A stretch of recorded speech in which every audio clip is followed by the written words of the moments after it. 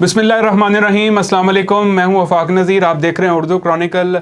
नाज़रीन, आज की प्रोग्राम की डिस्कशन में आज हम बात करेंगे, सियासी सूरत हाल जो है वो काफ़ी इंटरेस्टिंग हुई हुई है। पीपल्स पार्टी और नून लीग में हुकूमत साजी के मामला तय पा चुके हैं। इसके अलावा और बहुत सारी खबरें हैं जिन पर तज्जिया आपको करके देंगे।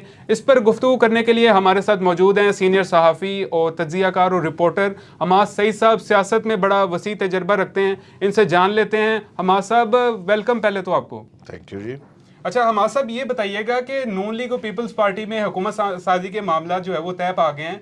पीपल्स पार्टी कल तक हिचकिचाती हुई दिखाई दे रही थी, तो आखिर कैसे मान गई PDM-2 का हिस्सा बनने के लिए? लेकिन ये ऑलरेडी तय था, ये एक प्लान का हिस्सा था। बस ये है कि पीपल्स पार्टी की तरफ से पहली मरतबा ऐसा हुआ है कि चूंकि बिलावल भुट्टो को फर्स्ट टाइम फ्री हैंड दिया है जरदारी साहब ने, तो जिसकी वजह से वो थोड़ा सा लेट हुए हैं। अदरवाइज़ अगर बिलावल भुट्टो को फ्री हैंड ना दिया होता और उसकी मर्ज़ी ना शामिल की करवाई जाती जिस जैसा कि पहले हुआ है, तो फिर ये पहले ही हो जाना था।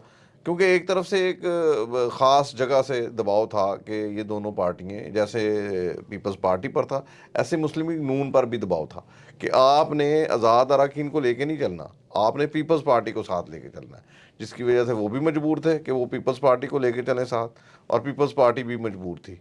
तहम वो वो बच्चे की ज़िद की वजह से थोड़ी सी तख़ीर होगी, वरना ये पहले ही इत्तेहाद हो जाना था। हमाद साहब, पीपल्स पार्टी जो है वो वफाकी काबीना का हिस्सा नहीं बन रही, तो क्या वजह है कि वो हिचकिचा रही है? वफाकी काबीना का हिस्सा बनते हुए सिर्फ आइनी ओहदे हासिल करने जा रही है। देखें, ये लास्ट टाइम इनके दरमियान काफ़ी इख्तलाफात थे, लेकिन ये कहना कि वफाकी काबीना का हिस्सा नहीं बनने जा रही, ये गलत है। ये अल्फाज थोड़े से ठीक कर लें कि फ़िलहाल हिस्सा नहीं बनने जा रही। फ़िलहाल आगे चल के पीपल्स पार्टी को लाजमी ज़रूरत होगी और वो लाजमी हिस्सा बनेगी, क्योंकि ये हर मरतबा ऐसा ही होता है। पिछली मरतबा जब ये हुकूमत बनी थी तो उस वक्त भी पाकिस्तान पीपल्स पार्टी ख़ास तौर पर ये कह रही थी कि हम कोई ओहदे नहीं लेंगे, हम कुछ नहीं लेंगे, हम सिर्फ आइनी ओहदों तक महदूद रहेंगे। लेकिन उसके बावजूद बाद में आपने देखा कि बिलावल साहब जो हैं वो वज़ीर ख़ारजा बने और इनके 3-4 वज़रा भी आ गए। तो ये अभी फ़िलहाल ये कह लें कि ये फ़िलहाल कह रहे हैं कि हम नहीं लेंगे, लेकिन मुस्तक़बिल करीब में ये ले लेंगे। हमाद साहब, जिस तरह बिलावल भुट्टो कह रहे थे कि मैंने नून लीग के साथ इत्तेहाद नहीं करना, और फिर हमने देख लिया कि अब उन्होंने जो है वो हाथ में राय ली हैं और सिर्फ आइनी ओहदे जो है वो पीपल्स पार्टी हासिल करने जा रही है, तो फिर क्या वजह, क्या ये सोच रहे हैं कि आइनी ओहदे हासिल करने से जो है ये कल को PDM-2 के नतीजे में होने वाली तबाही से बच जाएंगे अगर वजारतें हासिल नहीं करते? नहीं, देखें, अगर वजारतें हासिल नहीं करते, और ये एक तो ये है कि मुकम्मल आइनी ओहदे इनके पास नहीं है। जैसे कि सदर का आइनी ओहदा जो है वो जरदारी साहब ने लिया है, लेकिन 2 गवर्नरशिप्स आप ये ज़हन में रखें कि एक तो सिंध की और एक बलूचिस्तान की। ये दोनों गवर्नर्स जो हैं ये मुस्लिम लीग नून की मर्ज़ी से आने हैं। और तीसरे नंबर पे स्पीकर के साथ डिप्टी स्पीकर का ओहदा जो है वो मुस्लिम लीग नून के पास जाना है। तो ये स्पीकर का मुस्लिम लीग नून के पास, सॉरी, मुस्लिम लीग नून के पास है, और डिप्टी स्पीकर जो है वो पीपल्स पार्टी के पास। इस तरह इसका मतलब ये है कि आइनी ओहदों में भी जो है वो इनमें कोई तय पाया है एक मंसूबा जिसके तहत ये चलेंगे। हमाद साहब, नून लीग ने कांटों से भरा जो ताज है वो सर पे सजा ही लिया आखिर, तो ये कहीं अगर डिलीवर ना कर पाए तो जो रही सही साख बाकी रह गई है इनकी, कहीं ये भी ना खो बैठे? देखें, ये पाकिस्तान के अंदर साख का सवाल करना ऐसे ही है जैसे कि आप एक मजाक कर रहे हैं। इससे पहले मुस्लिम लीग नून की क्या साख थी इन इलेक्शनों से पहले? क्या इन इलेक्शन से पहले मुस्लिम लीग नून हुकूमत बनाती हुई नज़र आ रही थी किसी को? क्या इन इलेक्शनों से पहले जो ये 2024 के हैं 9 फरवरी के, तो इनसे पहले क्या 8 फरवरी के, ये क्या इससे पहले मतलब ऐसे लोगों को पता था कि नून लीग ने ये हुकूमत बनानी है? नहीं, लोगों का देखें क्या असर आई है। ये बात ये है कि इस तरह तो बहुत सारे लोगों को ये भी पता था कि तहरीक इंसाफ जो है वो इनको बिल्कुल रोल बैक कर देगी। अच्छा, नून लीग के वोटर सपोर्टर के बारे में ये भी कहा जाता है कि वो इस वजह से भी नहीं निकले कि उनको पहले से पता था कि गवर्नमेंट तो नून लीग की बननी है, इसलिए हमारे वोट डालने की क्या ज़रूरत है। ये नून लीग के बारे में ये बातें की जाती हैं।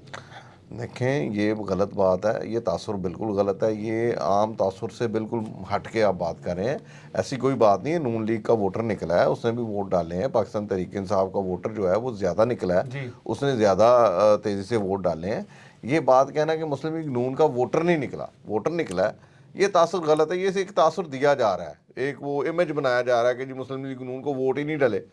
डले हैं वोट, کم ڈلے ہیں لیکن ڈلے ہیں, اس میں کوئی ایسی چیز نہیں ہے, جھوٹ ہے. اچھا یہ بتائیے گا کہ ایم کیو ایم اور کاف لیگ جو ہے وہ کتنی وزارتوں کے اوپر مانے ہیں یا کتنی شرائط کے اوپر جو ہے ان کے معاملات ہیں؟ ایم کیو ایم نے جو ہے وہ 3 تو آئینی ترامیم کے اوپر بات کی ہے مسلم لیگ نون سے, جو بڑی مشکل ہے مسلم لیگ نون کے لیے. اس کے لیے مسلم لیگ نون ان سے معذرت بھی کر رہی ہے, اور آئینی عہدہ انہوں نے صرف ایک ہی مانگا ہے, اور اس کے اندر انہوں نے کہا کہ ہم لوگ جو ہیں گورنر جو ہے وہ سندھ کا وہ ہمیں دیا جائے, اور وزارتیں وہ پہلے والی وزارتیں مانگ رہے ہیں. پہلے بھی ان کے پاس 3 وزارتیں تھیں, اس مرتبہ بھی وہ کہہ رہے ہیں کہ ہمیں 3 وزارتیں دی جائیں. تو مسلم لیگ اگر پیپلز پارٹی وزارتیں نہیں لیتی تو مسلم لیگ نون کے لیے 3 وزارتیں دینا کوئی بڑی مشکل بات نہیں ہے, وہ دے دے گی. دیکھیں آئینی ترامیم کے اندر انہوں نے جو این ایف سی ایوارڈ جو ہے سب سے پہلے اپنے سامنے رکھا ہے کہ جی این ایف سی ایوارڈ جو ہے وہ صوبوں کو الاٹ کیا جاتا ہے, جس کے اوپر وہ کہہ رہے ہیں کہ نہیں یہ اب ڈائریکٹ جو ہے یہ مقامی حکومتوں کو دیا جائے, تاکہ براہ راست مقامی حکومتیں جو ہیں وہ پیسہ اکٹھا کریں اور وہ اپنے پاس رکھیں. دوسرے نمبر پہ انہوں نے کہا کہ مقامی حکومتوں کا تسلسل برقرار رہنا چاہیے, اور جہاں پر مقامی حکومتوں میں جیسے میئر کے الیکشن نہیں ہوتے یا لوکل گورنمنٹ کے الیکشن نہیں ہوتے تو وہاں پر عام انتخابات بھی مت کروائے جائیں, ان سے یہ حق بھی چھین لیا جائے, یہ ایک آئینی ترمیم پیش کی جائے. اور کوٹا سسٹم انہوں نے کہا جی پورے ملک کے اندر جو کوٹا سسٹم ہے اس کا نفاذ درست کیا جائے.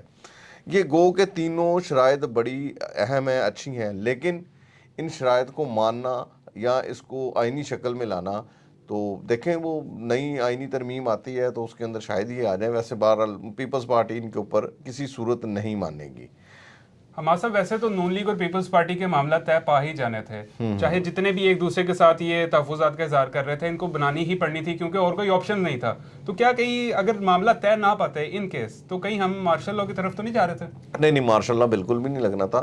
اس کے اندر صرف 3 چیزیں ہونی تھیں. ایک تو یہ ہونا تھا کہ مارشل لاء کی بجائے انہوں نے یہ کرنا تھا کہ نگران حکومت نے ایمرجنسی لگا دینی تھی, اور ایمرجنسی لگا کے انہوں نے صوبوں کی حد تک نہیں وفاق کی حد تک نئے انتخابات کی طرف چلے جانا تھا. وہ ایک علیحدہ ایشو ہے کہ نئے انتخابات پر لے جانے کی بجائے وہ پہلے عدالت میں جاتے کہ جناب ابھی تو فی الحال ہمارے پاس پیسے نہیں ہیں, تو لہذا 6 ماہ ہمیں اور دے دیں. تو یہ جو نگران حکومت ہے پھر یہ 6 ماہ اور چلتی اور پھر یہ الیکشن کروا لیتے. تو اس طرح یہ ایک ہمیں جو ہے, لیکن اس کے جو نتائج تھے وہ بہت برے تھے. اگر اس طرح ہو جاتا ہمارا صاحب سیاسی عدم استحکام آ جانا تھا, اور پھر اس کا اثر معیشت کے اوپر بھی. ہاں میں وہی کہہ رہا ہوں نا کہ معیشت, اس سے جو ہمیں نقصان ہونا تھا وہ معیشت کا ہونا تھا. آئی ایم ایف نے آپ کو نیا قرضہ اسی شرط پر دیا تھا پچھلی مرتبہ بھی کہ آپ الیکشن کروائیں گے اور حکومت بنائیں گے, اور اس مرتبہ بھی انہوں نے یہی کہنا تھا کہ جناب آپ کی چونکہ حکومت نہیں بنی اور ملک کے اندر عدم استحکام ہے تو معیشت پہلے ہی تباہ ہو چکی ہے, تو یہ سارا صورتحال ہے جس کی وجہ سے نہیں ہے. لیکن یہ فوج یا کوئی اور انٹروین نہیں کرے گا اس کے اندر. اچھا پی ٹی آئی کو اب تھوڑا ڈسکشن کا حصہ بنا لیتے ہیں. ہمارا صاحب یہ بتائیے گا کہ سنی اتحاد کونسل سے جو اتحاد کیا ہے پاکستان تحریک انصاف کے حمایت یافتہ امیدواروں نے, تو کچھ خبریں ہیں کہ کچھ امیدواروں نے جو ہے وہ اپنے کاغذات جمع نہیں کرائے, اس پر یہ کیا معاملہ ہے؟ دیکھیں یہ ہے کہ 82 اراکین تو جا چکے ہیں اب تک, جو کہ غیر متوقع طور پر گئے ہیں, کیونکہ گزشتہ رات تک صرف اور صرف 43 اراکین نے دیے تھے کل صبح تک, اور رات کو پھر مزید لوگ چلے گئے. تو اس طرح 82 اراکین جو ہیں اب تک وہ لے جا چکے ہیں. 10 میں سے 5 اراکین جو ہیں وہ تو آلریڈی جو ہے وہ پیپلز پارٹی اور مسلم لیگ نون کو جوائن کر چکے ہیں, اور باقی جو 5 ہیں ان کا جو میرا خیال ہے اور چند گھنٹوں تک ان کا اعلان ہو جائے گا. تو امید یہ کی جا رہی ہے کہ ان جو 5 اراکین ہیں ان کے متعلق یہ کہا جا رہا ہے کہ وہ اراکین ہیں جنہوں نے ایم ڈبلیو ایم کے ساتھ ان کا معاہدہ کروانا تھا, اور ایم ڈبلیو ایم کے ساتھ معاہدہ نہ ہونے کی وجہ سے وہ ذرا تھوڑا سا خائف ہیں, اور ہو سکتا ہے کہ وہ پارٹی چھوڑ دیں. اچھا ہمارا صاحب یہ بتائیے گا کہ پی ٹی آئی کے لیے حالات جو ہے وہ تھوڑے سازگار ہوتے ہوئے دکھائی دے رہے ہیں؟ ایسا بالکل بھی نہیں ہے, کوئی سازگار حالات نہیں ہے. جس طرح وہ پہلے ان کی پریس کانفرنس بھی نہیں چلائی جاتی تھی, پھر اب پریس کانفرنس بھی چلائی جاتی ہے, تو پھر جس طرح میسو پریس کانفرنس اسلام آباد میں بھی کی گئی اس میں جو ہے وہ ہم نے پولیس کا کوئی عمل دخل نہیں دیکھا.